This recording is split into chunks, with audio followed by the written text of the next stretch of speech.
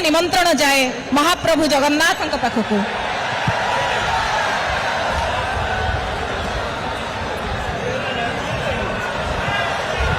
पुणी थरे एक सुंदर मुहूर्त को आमे समस्ते देखि पारुछे। आम गहन आसी पहुंची पूर्वतन मुख्यमंत्री श्रीजुक्त नवीन पट्टनायक महोदय, वर्तमान मान्यवर विधायक तांको स्वागत जणाइछंती मंच रे अतिथि वृंद।